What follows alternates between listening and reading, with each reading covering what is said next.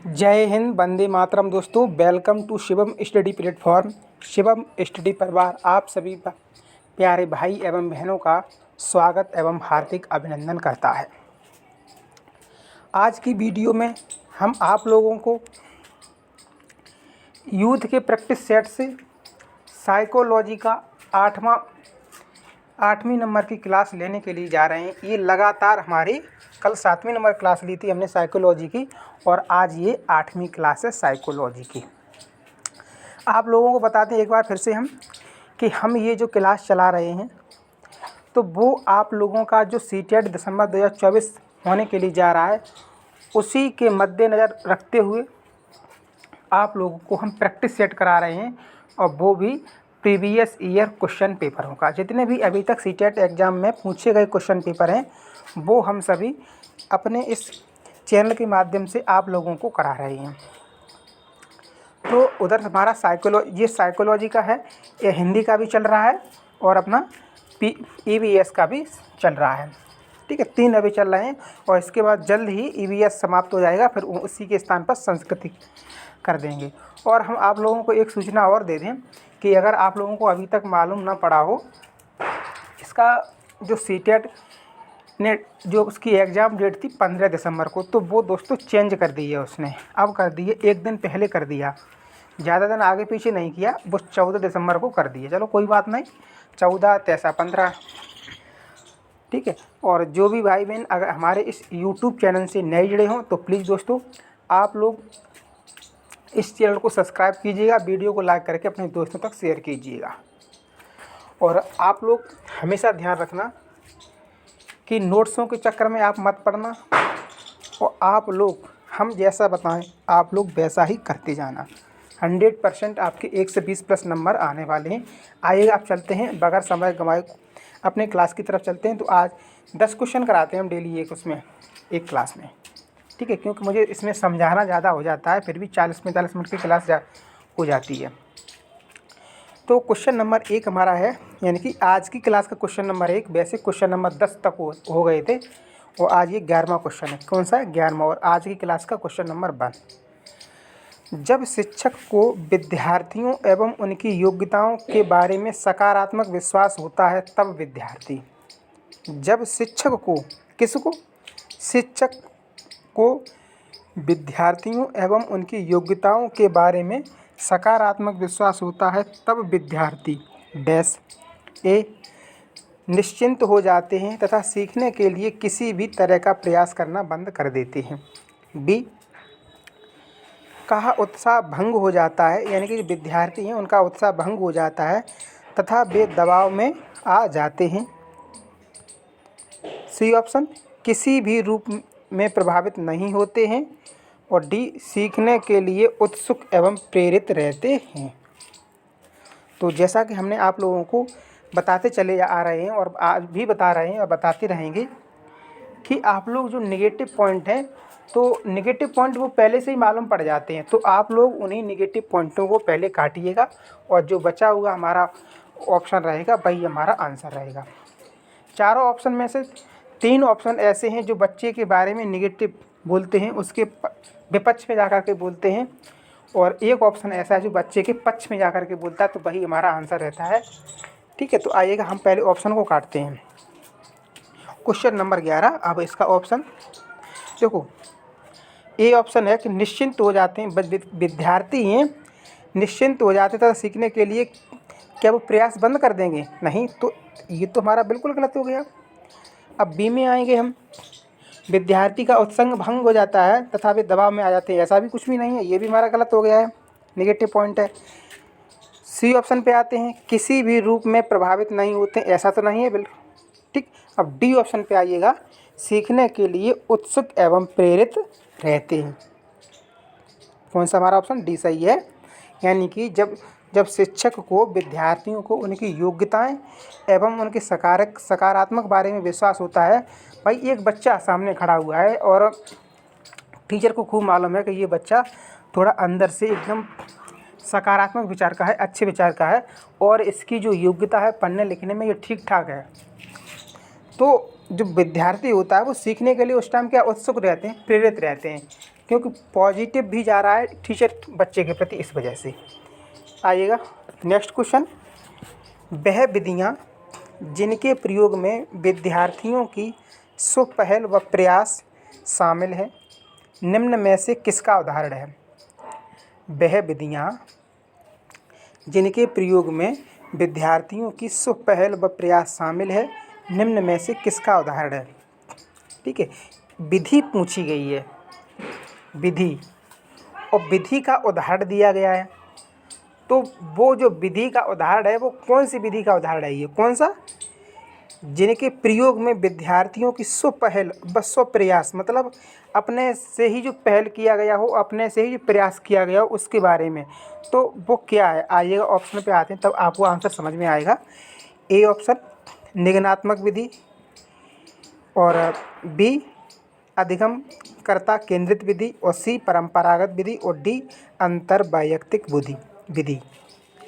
अंतर्वैयक्तिक बुद्धि इसने कर दी, चलो कोई अंतर्वैयक्तिक बुद्धि होती है, सही है। तो क्वेश्चन नंबर 13, इसका आंसर आप लोग बताइएगा। यानी कि देखो इसमें एक पॉइंट है, अगर आप लोग पकड़ पाओ तो, और हमने तो पॉइंट को तुरंत पकड़ लिया। हम भी चाहते हैं कि हमारी तरह आप भी उस पॉइंट को पकड़िएगा, जिससे क्वेश्चन आपके एकदम अच्छे से सही हो जाए सभी के सभी। देखो विधियों के बारे में पूछ रहा है, तो आगे क्या सो लगा रहा है दोस्तों वो, ठीक है। और बुद्धि की तो बात करना ही रहा है, यहाँ पर वो विधि की बात कर रहा है। देखो ऑप्शन भी उसने बहुत अच्छे ऑप्शन रखे, और ऐसे ऑप्शन रखे कि आपने अगर थोड़ा सा भी दिमाग लगा लिया, आपने थोड़ा सा भी अगर दिमाग लगा लिया तो भी आपका ये क्वेश्चन सही हो जाएगा। आइएगा, आप पूरा क्वेश्चन छोड़िएगा, पहले आप विधियाँ ध्यान से अलग रखिएगा। स्वपहल और स्वप्रयास, स्व मतलब खुद से होता है ना, अपने आप से, इतना तो सभी लोग समझ रहे हैं। स्वपहल या स्वप्रयास शामिल है। स्व मतलब विद्यार्थी जो कुछ है वो अपने आप में ही सब कुछ है। छोटा बच्चा है वो अपने आप में ही है, किसी और के लिए वो, कहने का मतलब ये है कि स्वप्रयास, अपने प्रयास से वो सब कुछ मतलब करना चाहता है। तो देखो यहाँ पर निगमनात्मक विधि तो ये तो है होगी नहीं, ठीक, ये होगी नहीं। परंपरागत विधि होगी नहीं। और वो बुद्धि पूछ रहा है, तो बुद्धि अंतर्वैयक्तिक बुद्धि और अधिगम कर्ता केंद्रित विधि। देखो विधि की बात कर रहा है, तो बुद्धि तो पहले ही कट जाएगा ऑप्शन। विधि की बात रहा है तो बुद्धि कहाँ पर आ गई यहाँ पर, ठीक है। तो लेकिन उसने जो अंतर्वैयक्तिक बुद्धि है वो भी इस आपको चकराने के लिए रखा है कि आप लोग इसमें ऑप्शनों को देखकर घबरा जाएं, क्योंकि जो अधिगम कर्ता केंद्रित विधि और अंतर्वैयक्तिक बुद्धि ये थोड़ा आपस में मेल खाते हैं दोस्तों, इस वजह से इसने ऑप्शन रखे हैं। लेकिन कोई बात नहीं। लेकिन अधिगम कर्ता केंद्रित, अधिगम कर्ता कौन है? बच्चा। तो बच्चा पर ही जो केंद्रित विधि है ना वो, क्योंकि बच्चा ही खुद कर रहा है, स्वपहल स्वप्रयास। तो भाई सामने वाले पर, विद्यार्थी पर ही तो सब कुछ केंद्रित है, तो इसलिए हमारा बी ऑप्शन सही हो जाएगा। आइएगा क्वेश्चन नंबर 14। क्वेश्चन नंबर 14 पे आइएगा। क्वेश्चन नंबर हमारा ये 14, नीचे लिखी हुई स्थिति किस सिद्धांत को दर्शाती है? जो नीचे स्थिति लिखी हुई है वो किस सिद्धांत को दर्शाती है? जो विद्यार्थी अच्छा प्रदर्शन नहीं कर पाते हैं, हम आप क्वेश्चन लिख दे रहे हैं, ये 14 नंबर क्वेश्चन है, ठीक। नीचे लिखी हुई स्थिति किस सिद्धांत को दर्शाती है? स्थिति क्या है? जो विद्यार्थी अच्छा प्रदर्शन नहीं कर पाते हैं, जो विद्यार्थी अच्छा प्रदर्शन नहीं कर पाते हैं, वे महसूस करते हैं कि वे पर्याप्त रूप से अच्छे नहीं हैं और हतोत्साहित महसूस करते हैं, तब उनमें बिना प्रयास के कार्य को आसानी से छोड़ देने की संभावना है। क्या कह रहे? क्वेश्चन एक बार फिर से पढ़ेंगे, फिर आपके समझ में आएगा। जो विद्यार्थी अच्छा प्रदर्शन नहीं कर पाते, कहने का मतलब ये है कि कुछ विद्यार्थी ऐसे होते हैं भाई क्लास के अंतर्गत कि वो पढ़ने लिखने में थोड़ा कम माहिर होते हैं, थोड़ा कमज़ोर होते हैं, कहने का मतलब। तो वो क्या होते हैं, वो अपने आप में महसूस ये करते हैं पर्याप्त रूप में कि वे मतलब पर्याप्त रूप से अच्छे नहीं, वो ये महसूस करते हैं अंदर से, और अंदर ही अंदर हैं वो हतोत्साहित होते रहते हैं, तब उनमें बिना प्रयास के कार्य को आसानी से छोड़ देने की संभावना है। ऑप्शन पे आइएगा, फिर समझ में आएगा। संज्ञान एवं संवेग संबंधित नहीं है। बी, आनुवांशिकता एवं पर्यावरण अलग नहीं है। सी, आनुवांशिकता एवं पर्यावरण संबंधित नहीं है। और डी, संज्ञान एवं संवेग अलग नहीं है। आइएगा दोस्तों, क्वेश्चन थोड़ा टफ है लेकिन कोई बात नहीं, सब कुछ होगा। तो इसमें हमारा संज्ञान एवं संवेग अलग नहीं है, ये हमारा ऑप्शन सही हो जाएगा। आइएगा नेक्स्ट क्वेश्चन पे आते हैं।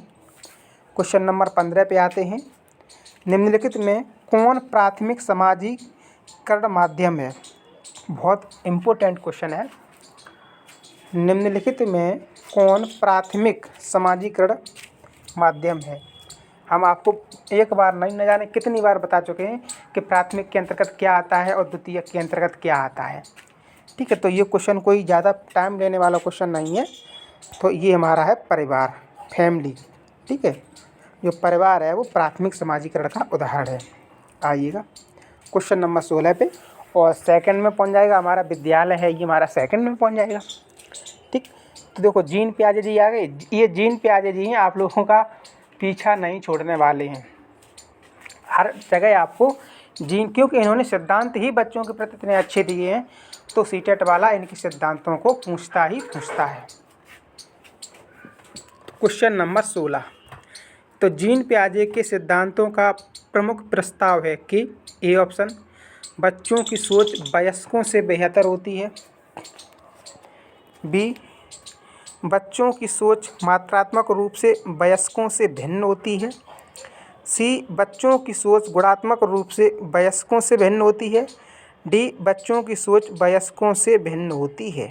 आइएगा दोस्तों, तो जो जीन प्याजे के सिद्धांत का प्रमुख प्रस्ताव है, इन्होंने जो संज्ञानात्मक विकास का सिद्धांत दिया है, तो वो इन चारों ऑप्शनों में से बच्चे के बारे में कौन सा सही उपयुक्त ऑप्शन सही हो रहा है, बताइएगा।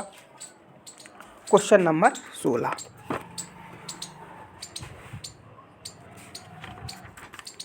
तो ये हमारा दोस्तों इसका सी ऑप्शन सही हो जाएगा। बच्चों की सोच गुणात्मक रूप से वयस्कों से भिन्न होती है। 17 नंबर पे जाते हैं हम। जेंडर, सिर्फ जेंडर लिखा है उन्होंने। ठीक है, तो कहने का मतलब है कि जेंडर है, डैश कर दिया। तो जेंडर क्या है? ए ऑप्शन एक मनोवैज्ञानिक सत्ता है। बी, एक सामाजिक संरचना है। सी, एक आर्थिक अवधारणा है। डी, एक जैविक निर्धारक है। बताइएगा जेंडर है क्या है? जेंडर मतलब समझते हो भाई, मेल फीमेल, उसी के बारे में बोल रहा है कि ये क्या है। ठीक है, तो ये भाई हमने तो ये समाज ने ही तो बनाया है, ये स्त्री है, ये पुरुष है। ठीक है, तो हम ही लोग तो मानते हैं ऐसे। ठीक है, तो ये हमारा बी ऑप्शन सही, सॉरी बी ऑप्शन सही हो जाएगा। सही से लगाते हैं फिर से, बी कौन सा? बी ऑप्शन सही हो जाएगा। जो जेंडर है वो एक सामाजिक संरचना है, बिल्कुल बात सही है। क्वेश्चन नंबर 18 पे आते हैं। 18 नंबर क्वेश्चन क्या कह रहा है? निम्नलिखित में से कौन विकास के व्यापक आयामों की सही पहचान करता है?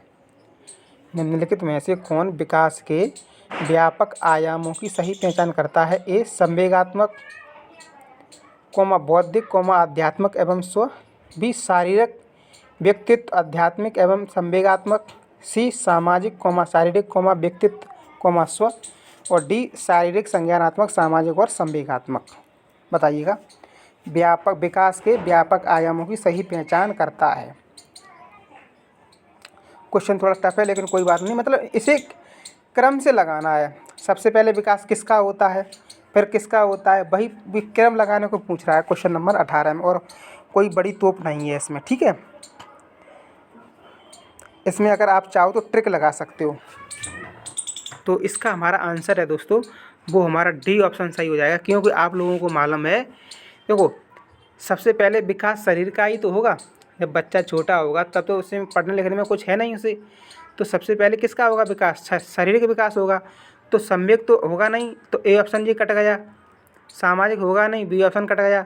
और वो सी बचे कितने? बी और डी।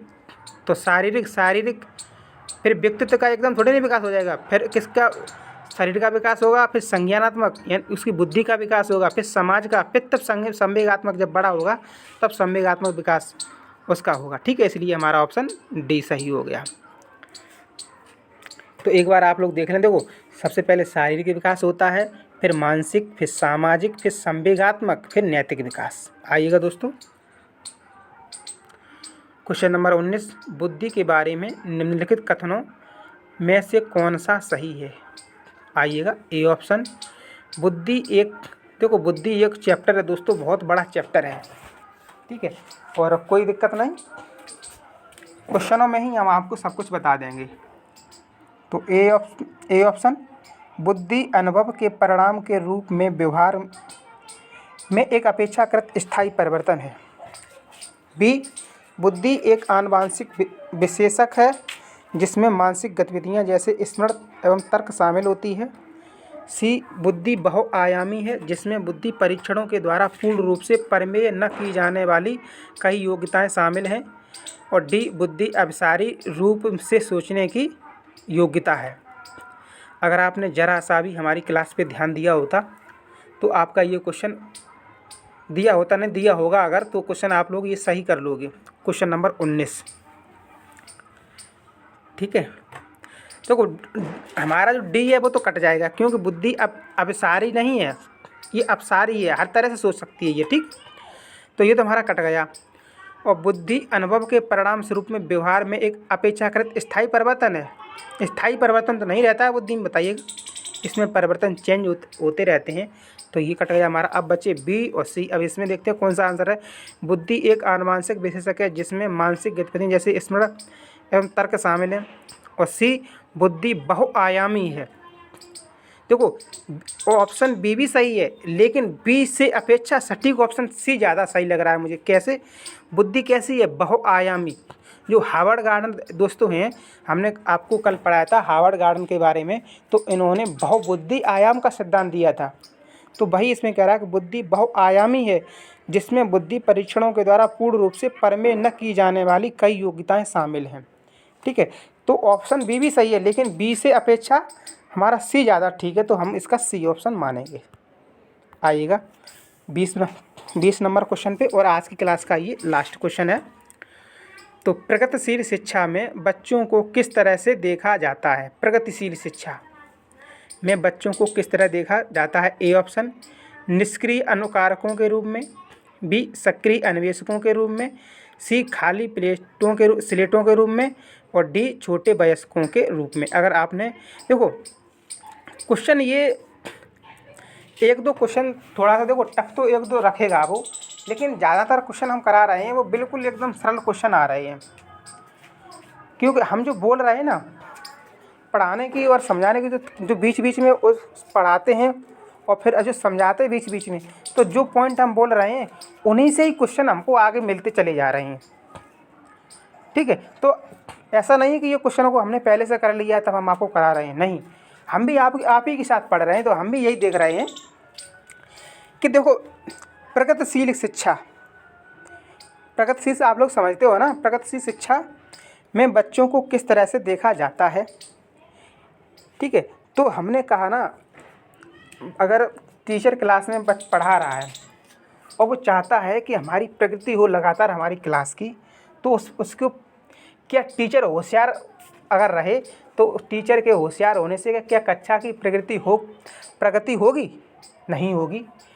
जब तक बच्चा सक्रिय रूप से पढ़ने के लिए तैयार ना हो जाए तब तक क्लास की प्रगति नहीं हो सकती है। तो जो सक्रिय ऑप्शन आपको मिल जाए वही आपका आंसर सही। तो यानी कि सक्रिय अन्वेषकों के रूप में बच्चों को देखा जाता है। ठीक, तो हमारा इसका बी ऑप्शन सही हो जाएगा। ठीक है, तो क्वेश्चन नंबर 20 का हमारा B is the right answer. तो ये थे हमारे आज की क्लास के 10 क्वेश्चन। और आप लोग देखो 1-2 क्वेश्चन तो ऐसे आ जाते हैं टफ वाले, लेकिन उसकी आप टेंशन मत लीजिएगा। टफ वाले क्वेश्चन रहते हैं, उनको भी करने की कोशिश कीजिएगा। तो जो भी भाई बहन हमारी बात को मानेंगे और आप लोग यूथ का प्रैक्टिस सेट लेकर के आइएगा और उसके साथ में आप लोग ये सेट लगाइएगा और उधर अपना वो जो प्रैक्टिस सेट लेके आएंगे तो वो सेट बाय सेट आप लोग वहाँ लगाइएगा और रिवीजन के लिए आप हमारी क्लास से जुड़े रहिएगा। अगर आप अभी तक आप लोगों ने चैनल को सब्सक्राइब नहीं किया है तो चैनल को सब्सक्राइब करके वीडियो को लाइक करके और अपने दोस्तों तक इसे शेयर कीजिएगा। मिलते हैं नेक्स्ट वीडियो में, तब तक के लिए love you guys, thank you for watching this video.